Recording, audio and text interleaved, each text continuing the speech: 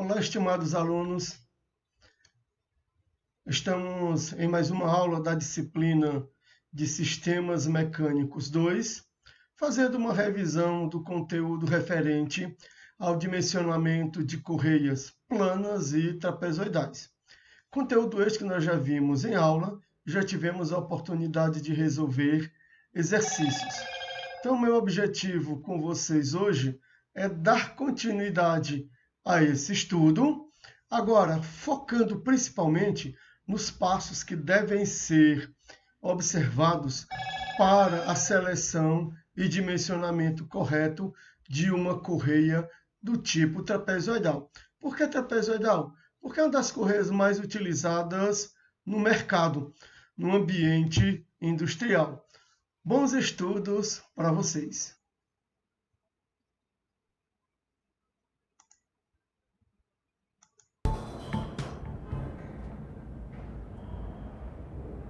Ô Silva, tirou o dia para fazer manutenção da máquina?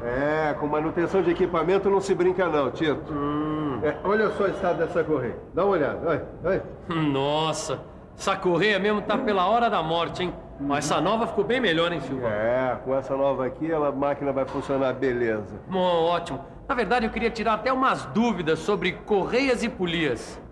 Bom, se você também quiser acompanhar os diversos usos dessas peças na mecânica, você está ligado no canal certo. Nessa teleaula você vai aprofundar seus conhecimentos sobre dois importantes elementos de transmissão: as polias e as correias. Bom, então preste atenção que a nossa teleaula está apenas começando.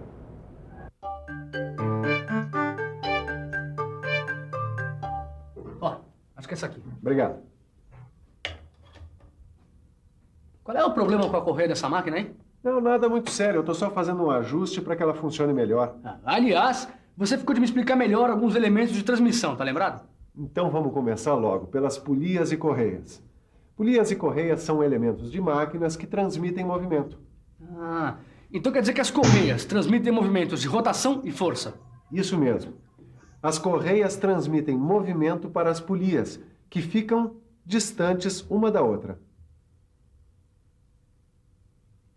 Dá uma olhada aqui. Polias, elas possuem uma face ou coroa onde se enrola a correia. Elas são presas a um cubo de roda através de disco ou braços. E pelo que a gente pode ver aqui, o perfil da coroa da polia varia em função da correia utilizada. As correias mais usadas são as planas e as trapezoidais. Essas aqui têm a sua seção em forma de trapézio. As polias para correias planas podem apresentar dois formatos na sua superfície em contato com a correia. Olha só, esta superfície pode ser plana ou levemente abaulada, quer dizer, curva.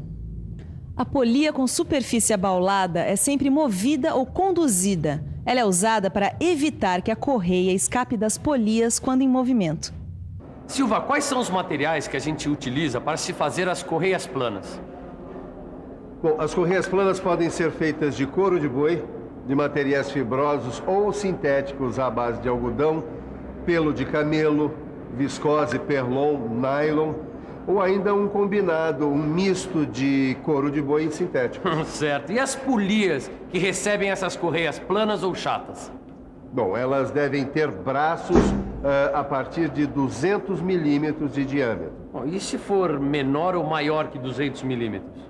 Abaixo desse valor, Tito, a coroa é ligada ao cubo por meio de um disco. Mas peraí, Silva. Essa polia tem canal. Ela não é usada com correia V, a tal da trapezoidal? Tem toda a razão. A correia em V ou trapezoidal é inteiriça e fabricada com seção transversal em forma de trapézio.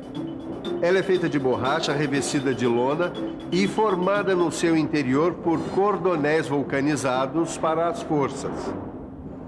Ananias, eu só não entendi qual é a vantagem de se usar uma correia trapezoidal ao invés da correia plana. Olha, a correia trapezoidal, ela praticamente não apresenta deslizamento. Além disso, ela é bem mais silenciosa do que a correia plana. Tá aí. São dois bons motivos. Mas não são só esses. A correia trapezoidal, ela permite o uso de polias bem próximas. Ela não dá choque e não escapa como a correia plana. Mas pelo tempo que você gastou para achar a correia certa para polia, eu imagino que deve haver uma infinidade de tamanhos de correia.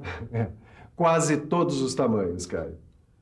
Realmente existem vários perfis padronizados de correias trapezoidais para máquinas industriais.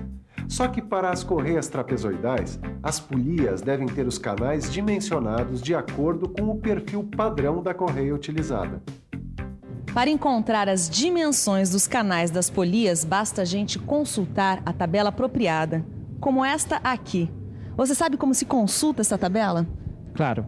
Imagine que nós vamos executar uma polia como esta aqui do desenho. Se o diâmetro da polia é de 250 milímetros, então o perfil padrão da correia é o C, e o ângulo do canal é de 34 graus. Agora é só determinar as outras dimensões do canal. T mede 15 milímetros e 25 centésimos de milímetros. S, 25 milímetros e 5 décimos de milímetros. W, 22 milímetros e 5 décimos. Y, 4 milímetros. Z, 3 milímetros. H, 22 milímetros. K, 9 milímetros e 5 décimos. U, 1 milímetro e 5 décimos. E finalmente X mede 8 milímetros e 25 centésimos. Olha, Silva, com a ajuda dessa tabela, fica bem mais fácil encontrar as dimensões dos canais das polias que a gente necessita para cada caso. Ah, fica assim, Tito. E se você usar a polia certa numa determinada correia, aí sim fica garantida a função básica que é a transmissão. Você sabe, né, Tito? Na transmissão por polias e correias, a polia que transmite o movimento e força também é chamada de polia motora ou condutora. Ah, eu sei sim. Inclusive, a polia que recebe o movimento e a força é chamada de polia movida ou polia conduzida. Exatamente. Mas a maneira como a correia é colocada vai determinar o sentido de rotação da polia. Isso é tão fundamental na hora de colocar a correia na polia. Mas eu só tenho uma dúvida. Quanto ao sentido dessa rotação. Isso é fácil de entender. Chamamos de sentido direto de rotação quando a correia fica reta e as polias têm o mesmo sentido de rotação. Então quer dizer que nesta outra máquina encontramos o sentido de rotação inverso, com a correia cruzada e o sentido de rotação das polias sendo invertido. Bom, agora tem uma coisa. Tanto num caso quanto no outro, os eixos das polias estão em paralelo. Nesses casos, sim. Mas existem máquinas em que podemos observar perfeitamente o típico caso de transmissão de rotação entre eixos não paralelos. Ah, a transmissão é feita entre eixos perpendiculares entre si. Eu nunca pensei que isso fosse possível. E como faz para as correias ficarem esticadas? Para ajustar as correias nas polias mantendo a tensão correta, nós usamos o esticador de correia. Ele trabalha junto com as polias de diversas formas, dependendo da função e do tipo da correia. Não, e como é feita a representação dessas diferentes formas de polias? Bom, aí é melhor procurar a dupla que mais entende do traçado, Miguel e Ângela. Na verdade, não é difícil representar as diversas formas que as polias podem ter, dependendo da função e do tipo de correia que elas estarão ligadas. E se você duvida que é fácil fazer esta representação, acompanhe com a gente o desenho técnico de cada uma destas polias aqui. Esse aqui é o desenho técnico desta polia de aro plano. Simples, não? Tão simples quanto representar essa polia de aro abaulado. Mas igualmente fácil é fazer o desenho técnico desta polia escalonada de aro plano. E que tal a representação de uma polia escalonada de aro abaulado? Tranquilo, né? Mas não tanto quanto o desenho técnico desta polia com guia. E o que você me diz da representação desta polia em V simples? Quase tanto quanto fazer o desenho técnico desta polia em V múltipla. Agora que a gente já viu o desenho técnico, está na hora de pensar nos materiais de fabricação de polias. De que materiais são feitas as polias? Olha, para a construção dessas polias são usados ferro fundido, aços, ligas leves e materiais sintéticos. De todos esses materiais que você falou, qual é o mais usado? O mais usado mesmo é o ferro fundido. Só que a superfície da polia não deve apresentar porosidade. Caso contrário, a correia vai se desgastar muito rapidamente.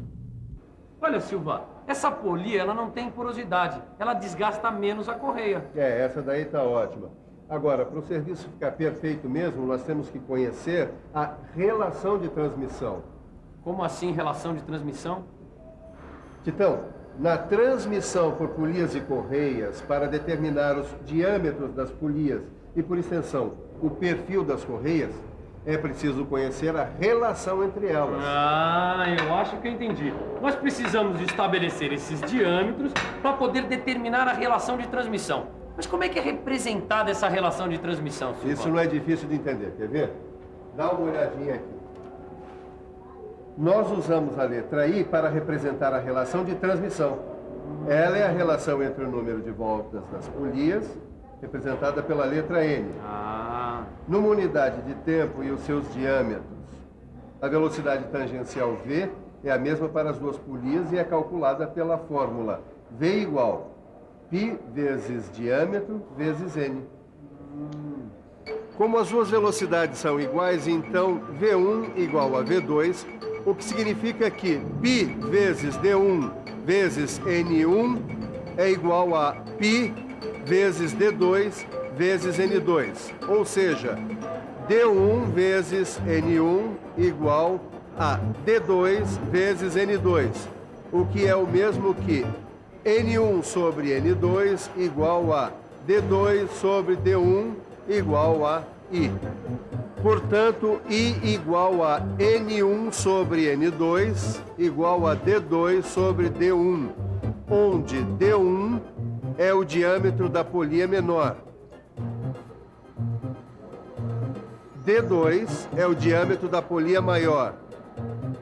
N1 é o número de voltas por minuto da polia menor e N2 é o número de voltas por minuto, ou seja, RPM da polia maior.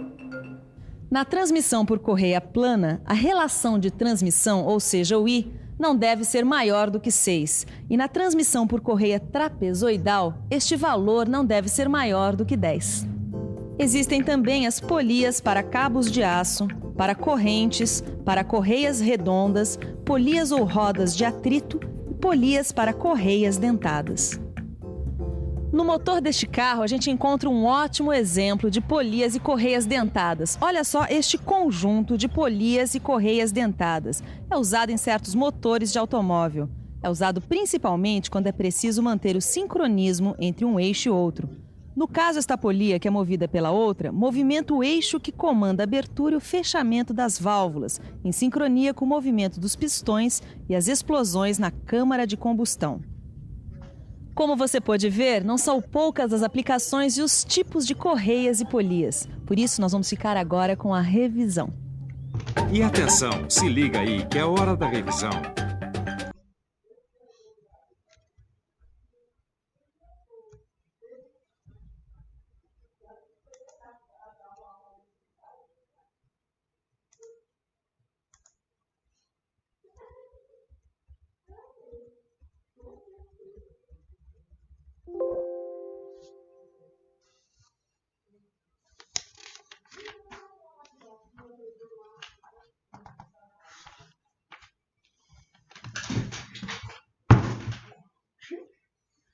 Besteira, caiu.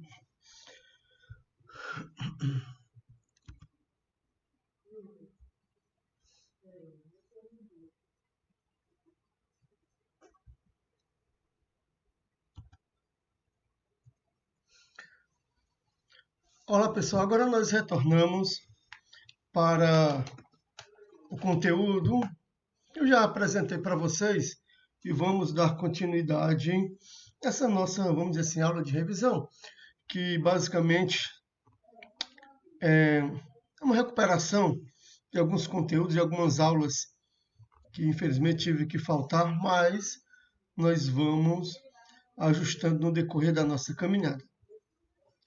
Senhores, nós estamos falando sobre correia de transmissão, onde foi apresentado um vídeo lá do Telecurso 2000, um vídeo bastante interessante. Eu gosto muito dos vídeos do Telecurso 2000, tive a oportunidade já de assistir a maioria, quando estava lá no Senai também, em 1900 antigamente, vi todo aquele processo até lá no Senai de São Paulo, lá no Senai lá de Santo André, que tem lá, muito bonito, por sinal, o Senai de lá, onde o pessoal tinha umas gravações realizadas por lá. E é um material bastante interessante e bem prático. Ele vem complementar o nosso objetivo de dimensionamento. Vamos lá. Existe sempre a necessidade de transmissão de potência entre eixos distintos. Isso é normal nos nossos sistemas e na mecânica em geral. Se formos bem práticos, essas transmissões mecânicas elas são realizadas convencionalmente por meio de correntes, de correias e também por engrenagens. Isso faz com que nós projetistas, envolvidos nas características do projeto, tenhamos a flexibilidade de escolher o melhor tipo de transmissão. Nós já estudamos aqui a transmissão por engrenagem. A transmissão por correia, elas contemplam uma boa quantidade de vantagens, tipo menor custo inicial, você tem flexibilidade para grandes distâncias entre centros, ela possui um funcionamento silencioso, tem uma boa capacidade de absorção de choque e sobrecargas, também facilita a montagem da manutenção e olha lá os seus rendimentos. Está na ordem de 95% a 98%. E como desvantagem, o que você tem? Você tem o alongamento permanente da correia, o qual ela cresce com o tempo e com a carga, a variação do coeficiente de atrito pela existência de poeiras, de detritos ou a própria umidade, e a necessidade de um controle periódico da tensão. E esse controle periódico você vai obter através dos tensionadores. Com o tensionador de corrente, com certeza, você vai melhorar essa condição de tensão da tua correia. Também existe o fator escorregamento. A correia ela querer deslizar quando em funcionamento. Bom, existem vários tipos de correias no mercado, porém, as mais utilizadas são as correias planas, as correias trapezoidais ou em V e as correias sincronizadoras ou correias dentadas. Foi até apresentado no vídeo para vocês. Existem também as correias redondas e as correias hexagonais. Existem também outros tipos de correias. Quais são os outros tipos de correia? Uma correia, por exemplo, poli-V dos dois lados, né? Do lado que ela vai acionar as duas faces da correia. Então você pode encontrar diversos tipos de correias para dimensionar. A composição típica de uma correia ela é formada por um envolvente, um envelope externo, os elementos de tração e o material acolchoante. Então, os cabos ou esses elementos de tração, eles são confeccionados em tiras de poliamida ou poliéster, cordões de fibra de vidro ou até cordões de aço. Eles são os responsáveis diretamente por essa sustentação de todos os esforços pelo qual a correia estará submetida. Os elementos intermediários, eles são confeccionados em algodão, nylon, impregnado com borracha, visando obter a própria flexibilidade, deixar flexibilidade na correia. A composição típica também envolve um envelope, que é confeccionado também de borracha sintética, conforme a literatura, normalmente o neoprene, com o objetivo de aumentar a resistência ao óleo, calor e impureza, que é bem característico da transmissão. Os parâmetros que nós devemos utilizar para entender a transmissão por correia, tradicionalmente você identificar o elemento motor e o elemento motor e o elemento movido. Nós sabemos que para uma correia ela funcionar, ela necessita de um componente mecânico. E esse componente mecânico é denominado de polias. E o perfil da polia ele tem o mesmo perfil da correia. Bom, e tradicionalmente as correias elas servem para a transmissão entre eixos paralelos, mas você pode também encontrar correias com outras características. Essas outras características, por exemplo, cruzada com o objetivo de inverter a rotação, pode ocorrer? Pode, porém essa variação vai afetar diretamente a flexibilidade da correia, provocando uma redução da sua vida útil, mas você pode também utilizar. Você pode utilizar a correia também quando você quer realizar uma transmissão a 90 graus ou uma transmissão fora do paralelismo, vamos dizer assim, de forma em geral. A única condição é aquela, nós vamos forçar cada vez mais a corrente, a correia. Mas devido à flexibilidade da correia, você pode realizar esse tipo de atividade. Porém, tá certo? Essa condição cruzada ou semicruzada, ela não é típica para todos os tipos de correias. Deve estar essa atenção. Uma correia do tipo em V, não é ou até uma poli-V, não é interessante você realizar esse tipo de ação, fazer um cruzamento. Já correias planas e uma correia redonda, você pode perfeitamente realizar esses elementos. Uma característica fundamental da transmissão por correia é a distância entre eixos. Essa distância entre eixos corresponde à distância entre o centro de uma polia de transmissão até a outra. Pode verificar. Essa distância, na literatura, você vai encontrar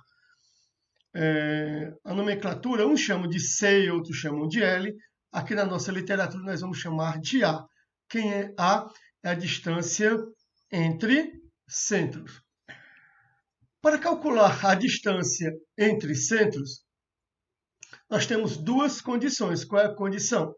A condição é, vamos lá, se você tem um diâmetro A e um diâmetro B, ou melhor, uma polia 1 e uma polia 2, onde a polia 1 é a polia motora, a polia 2 é a movida, você tem um diâmetro primitivo. É o diâmetro onde nós vamos calcular todas as condições da correia, tipo força, relação de transmissão e velocidade.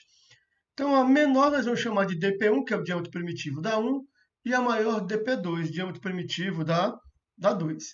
E o A é igual ao diâmetro primitivo da 2, ou você utiliza a relação dP2 mais 3 vezes dP1 dividido por 2. Então, você vai optar pelo maior valor que você encontrar entre essas duas condições. Então, já uma relação importante. E ela é exclusivamente válida para você calcular a distância entre eixos, para ser adotada em situações em que você não disponha de qualquer outra informação preliminar. Não esquecer, pessoal.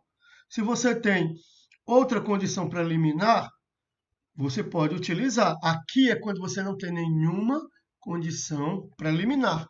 Não esqueça. Outro elemento interessante na transmissão por correias está relacionado às próprias polias, que a própria polia ela tem a mesma característica ou o mesmo perfil da correia, e uma polia ela é formada por 3 elementos: o aro, o corpo e o cubo. Se você pensar, aqui você tem um aro, é onde a polia ela será moldada, ela vai se assentar. Você tem o corpo e você tem um cubo. O corpo ele vai ligar o aro até o cubo.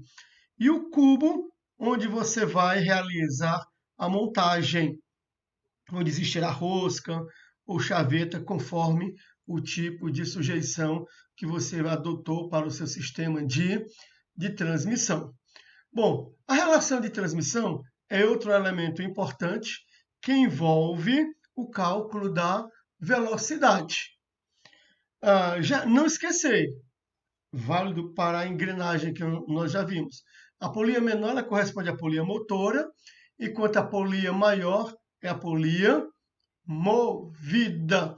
Elas também têm as suas variações construtivas, como eu já falei, conforme o tipo de polia. Com relação à relação de transmissão.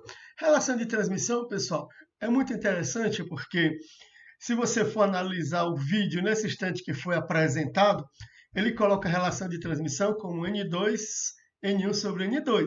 E aqui no nosso livro-texto, ele já apresenta a relação de transmissão como N2, N1.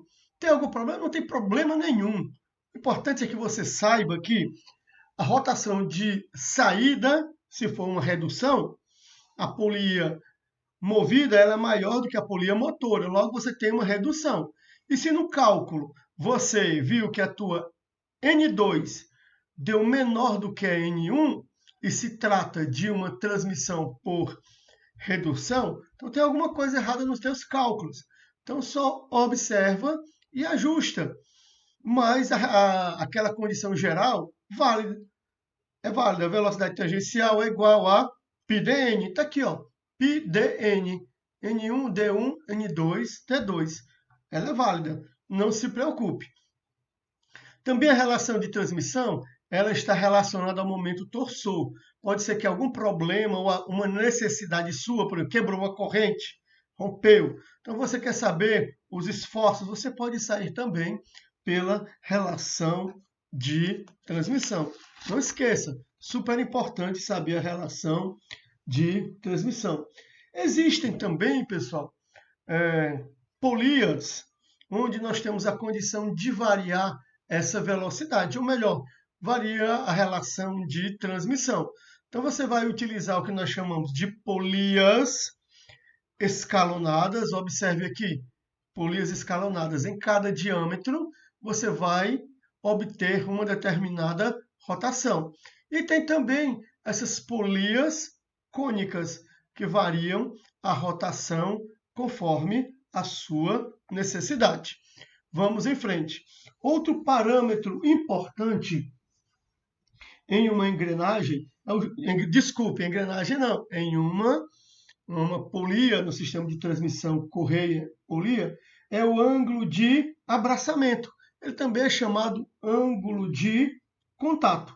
Então, você pode obter por esse ângulo de abraçamento, por essa relação trigonométrica. Θ é igual a π, mais ou menos 2 arcos seno de dp2 menos dp1, dividido por 2a. Se a correia for cruzada, você vai tirar o mais ou menos. Tá certo? O sinal positivo ele deve ser aplicado quando se deseja o ângulo de abraçamento da polia maior. E o sinal negativo para o ângulo de abraçamento da polia menor.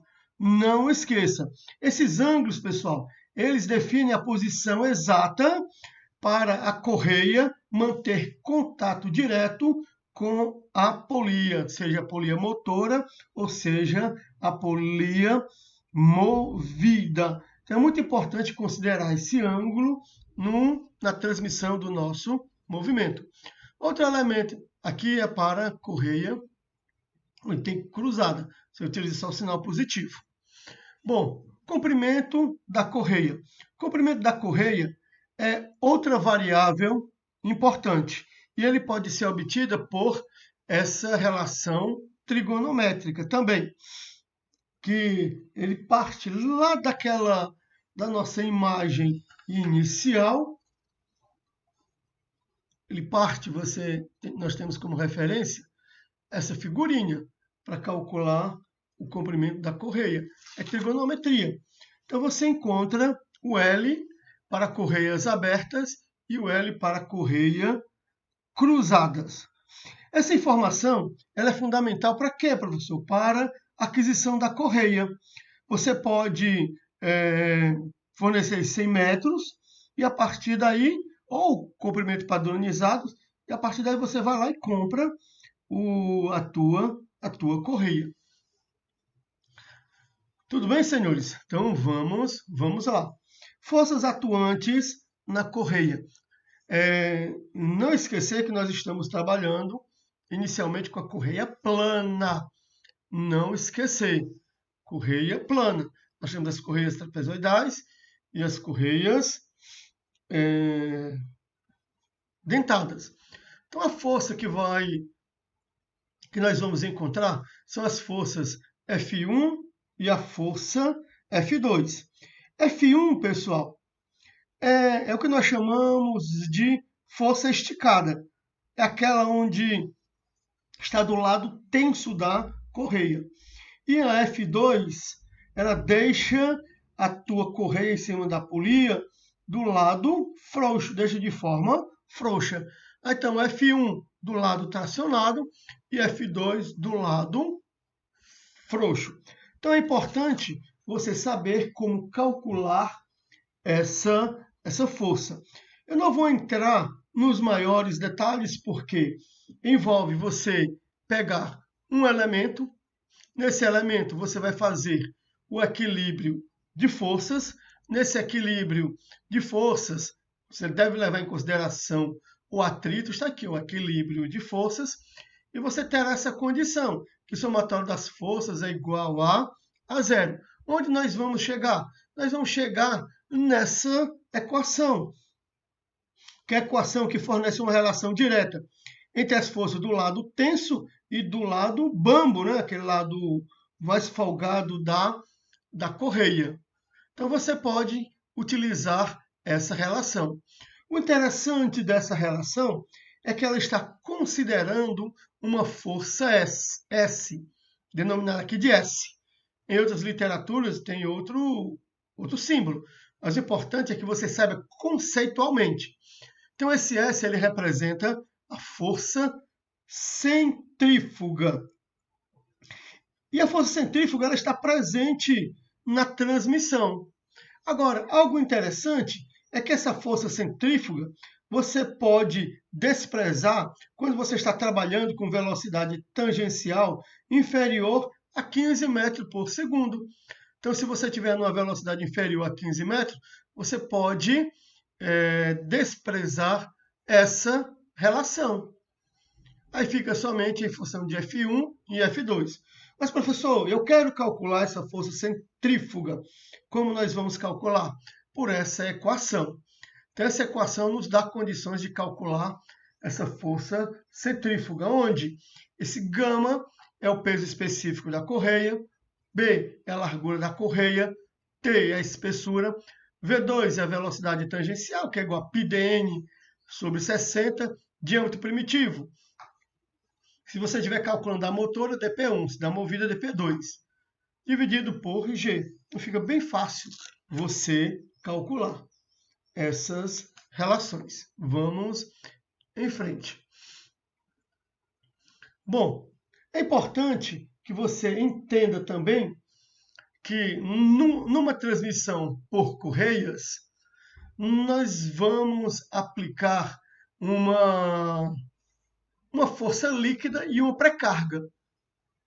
Essa condição inicial, que é também chamada de pré-carga, ela não deve ser muito elevada para não provocar deformações na correia. E também, na hora da montagem, não forçar de forma exagerada os nossos mancais. Porém, ela também não deve ser muito baixa, para que venha a provocar um deslizamento, como consequência a correia patinar em cima da polia. Então, essas forças que você vai encontrar é a chamada força F índice I e a força F índice T. A força F índice I, que é a de pré-carga de montagem da correia, é dada por essa equação. E a força tangencial ou líquida é dada por essa equação. Nós utilizamos muito a força tangencial para calcular F1 e F2. Bom, ocorre também que nós devemos, como a nossa correia ele é um componente flexível, existe a necessidade de se manter uma pré-carga na correia. Caso contrário, se ela estiver muito folgada, ela vai patinar. Para garantir essa pré-carga na correia, nós utilizamos dispositivos que são chamados de tracionadores. Eles realizam o tracionamento da correia, ou esticadores, eles esticam a correia. É quando alguém perguntar, qual é o objetivo do esticador de correia? Tecnicamente, hein? É para manter uma pré-carga sobre a correia. Não esquecer.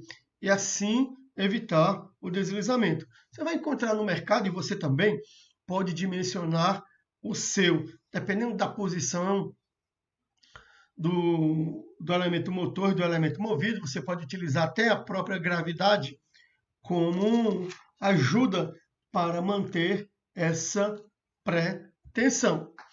Bom, as nossas correias, pessoal, elas sofrem variações no carregamento. E isso significa o quê? Que o carregamento ele não é totalmente constante. E essas variações, elas com certeza implicam onde? Implicam lá no teu eixo árvore, no carregamento cíclico. Carregamento cíclico nos leva à condição de falha por fadiga. Então é importante você entender essa condição, que essa parcela de força centrífuga ela é supostamente constante ao longo da transmissão, a força centrífuga. Tá certo? Mas devido a diversos fenômenos que estão relacionados à velocidade tangencial, você vai encontrar essas variações. Então, muito cuidado quando você estiver colocando, montando uma polia lá no teu eixo árvore, estiver realizando o cálculo de projeto. Quais são as forças atuantes sobre o nosso eixo árvore de transmissão? Primeiro, nós devemos ter em mente que ao dimensionar uma correia, pessoal, você tem a necessidade do dimensionamento dos demais componentes de transmissão. Que componentes são esses? Falei até em sala de aula, sempre falo para vocês. No caso, os mancais e o eixo árvore. Tomando como referência o eixo árvore, supõe-se que os mesmos eles sejam submetidos ao carregamento de flexão, além de outros eventuais carregamentos existentes, pela característica da correia. Bom, assim, nós podemos considerar, de forma adicional, se conveniente, por exemplo, o peso da polia interferir no dimensionamento. Tomando como referência sempre a polia motora, lá do nosso sistema. Por que a polia motora? Porque ela é a condição mais crítica de trabalho. Você vai obter tanto a força F1 e a força F2, conforme apresentado no nosso sistema. O que é que você vai encontrar? Você vai encontrar parcelas de forças, e essa força você pode decompor em uma força horizontal, em uma força vertical, em uma força horizontal, em uma força vertical. Essa força horizontal e essa força vertical, nós podemos dividir em duas parcelas chamando de força T. Uma força T máxima, de tração máxima, F1 mais F2 cosseno B, e uma tração mínima de F1 menos F2 seno de B. E quem é esse beta? E quem é esse beta? Está relacionado ao nosso ângulo de abraçamento. Esse beta é um ângulo complementar que ele é obtido a partir do ângulo de abraçamento. Se você somar beta mais o ângulo de abraçamento, 2 beta mais o ângulo de abraçamento, é igual a 180 graus. Entendido, senhores? Então, nós podemos designar como esforço máximo, esforço mínimo. atuando sobre o eixo que nós estamos analisando. Porém, não esquecer que podem variar em direção e sentido, dependendo da posição relativa das nossas polias. A parcela do esforço máximo, pessoal, estará sempre na direção em que F1 e F2 sejam paralelos. E a parcela mínima desse esforço estará voltada ao lado correspondente ao esforço no lado tenso da correia, sempre que F1 for maior do que F2. Tudo bem? Então vamos lá. É o que eu acabei de falar para vocês, essas parcelas do esforço máximo e do esforço mínimo. Esse T máximo e o T mínimo. Observe nessa figura as tensões atuantes na correia. Você tem σS, tem sigma F1, sigma índice F2, sigma 1, sigma 2, sigma 1, sigma 2, sigma 1 devido à força do lado tenso da correia, sigma 2 do lado bambo, aquele sigma 2 e sigma 1. Esse laranjinha, sigma F2, tensão de flexão em torno das polias. Bom, tendo conhecimento generalista a respeito das correias, agora nós vamos para algo específico relacionado ao dimensionamento das correias. Pensando primeiro nas correias planas. Então vamos lá. Então nós vamos dimensionar com o objetivo de fazer a seleção. Você vai lá no catálogo e vai verificar. Primeiro, você vai encontrar uma força F1, que é a força admissível. Que é a força admissível por unidade de largura da correia.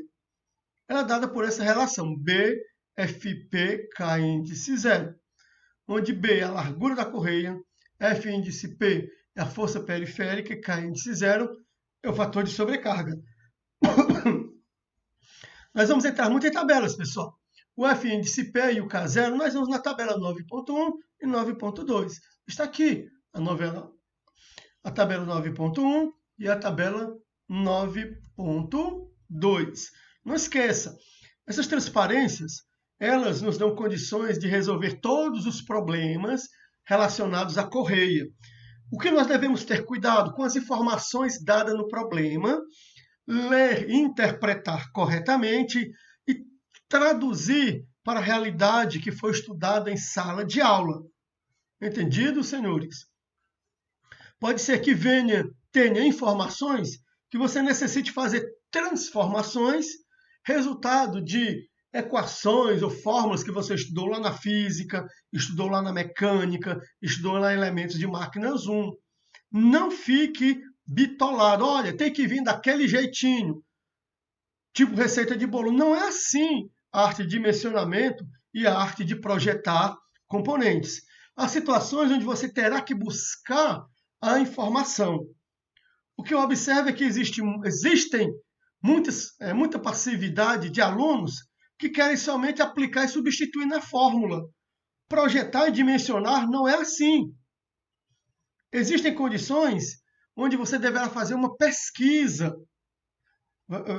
em diversos catálogos, em diversos fabricantes, entendeu? Não, aqui não é só aplicar fórmula. Você tem que entender, depois ver qual é a tua problemática, em cima dessa problemática, pum, resolvido o problema, né, conceitualmente, aí você vem, aplica as relações pelas quais foram fornecidas. Então, olha lá, essa é a força admissível. Aqui, pessoal, a força F1 já é uma entrada para a solução desse problema. Observe, estou voltando aqui para encontrar essa força F1. Você tem F1, tem um coeficiente de atrito, tem um ângulo de abraçamento, que você sabe calcular pelas equações que foram fornecidas anteriores. Olha lá, você tem condições de encontrar quem? F2. Entendido? Não esqueça, tem que usar o nosso cérebro para raciocinar e buscar a solução do problema. Não queira a solução pronta.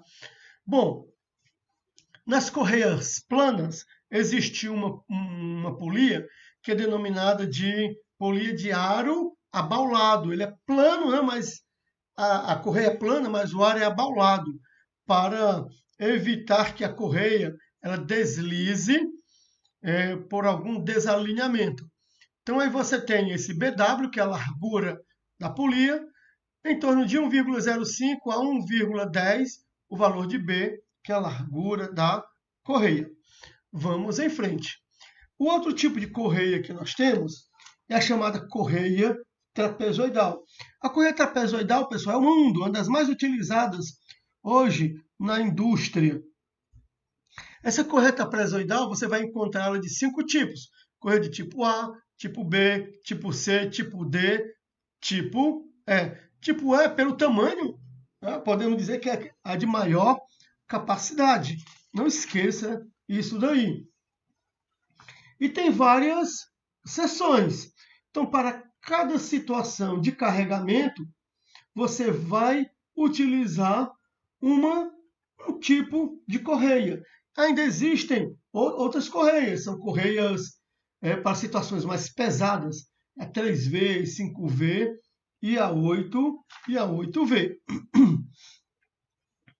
As correias trapezoidais, elas, olha lá o perfil, olha o jeitão da correia trapezoidal.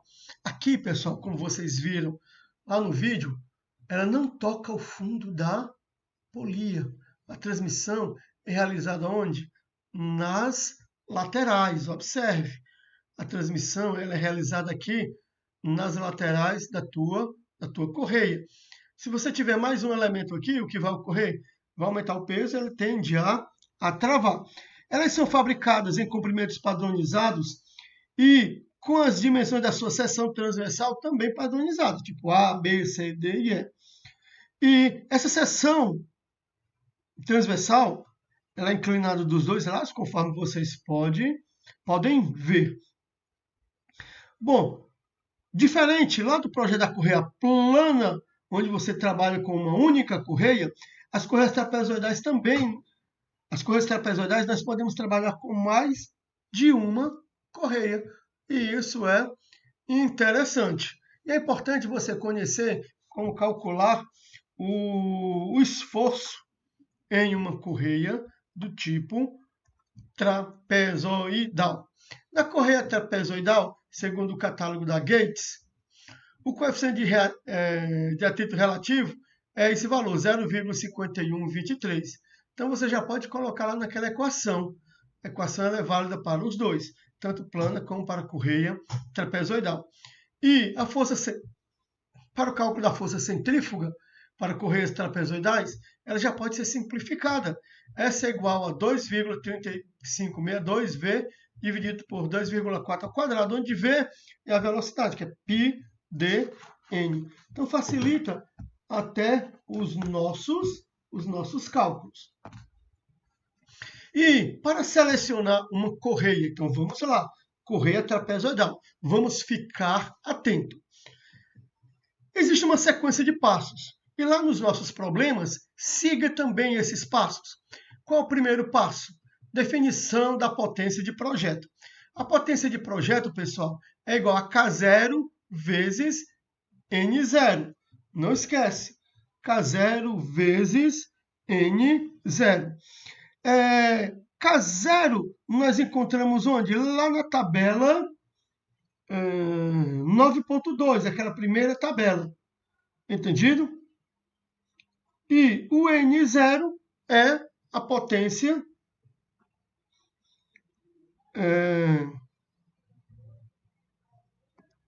vou visualizar aqui se eu tenho aqui o N0 de forma bem rápida. Então é K0 vezes N0, que nós já tivemos condições de estudar, que é a potência nominal lá do nosso sistema. Então fica bem fácil de você calcular. Depois que você encontrou essa potência de projeto, você vai para o segundo passo, que é a definição do perfil da correia. Bom, na definição do perfil da correia, após determinada essa potência de projeto e com a rotação do eixo motor, não esqueça.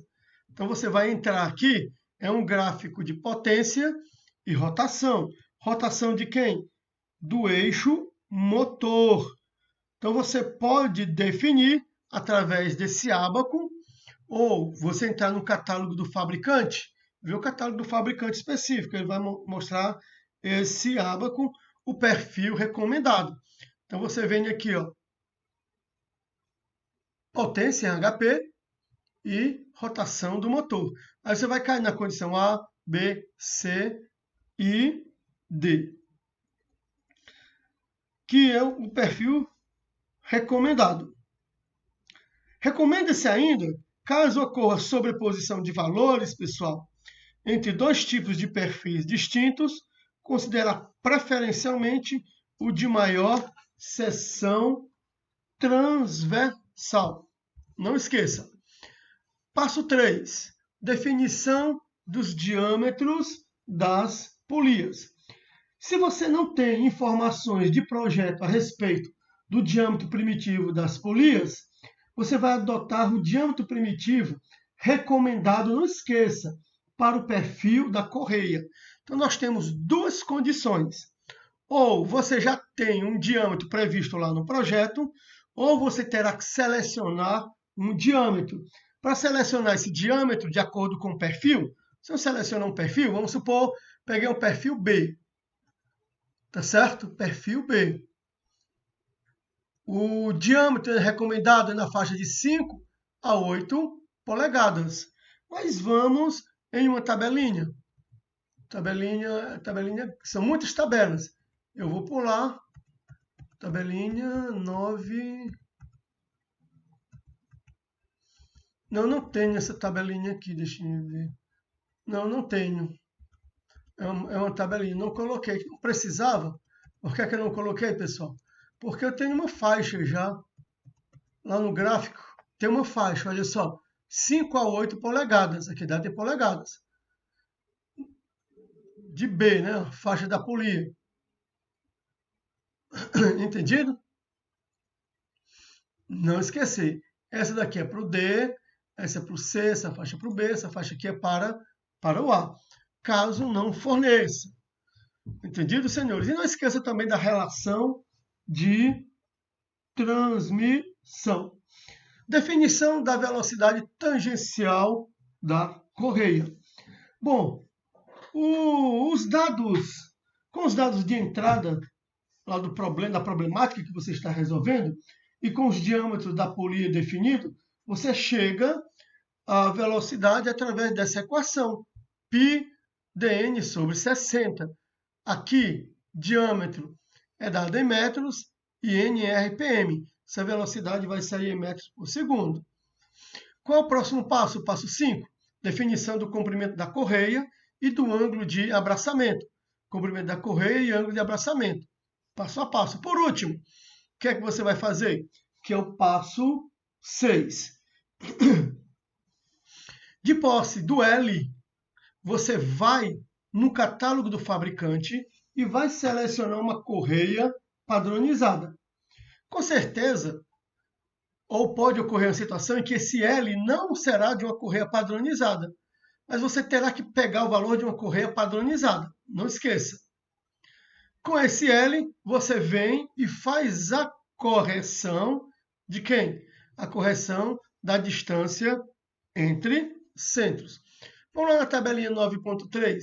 Está aqui, ó, o comprimento da correia em milímetros. Se eu quiser uma correia, meu comprimento deu 950. Então eu venho aqui, ó, uma correia do tipo A, 950. Eu tenho 950? Não tenho. Entendido? Eu vou pegar qual? Eu vou pegar ou a 945 ou a 975. Vou pegar 975, por exemplo.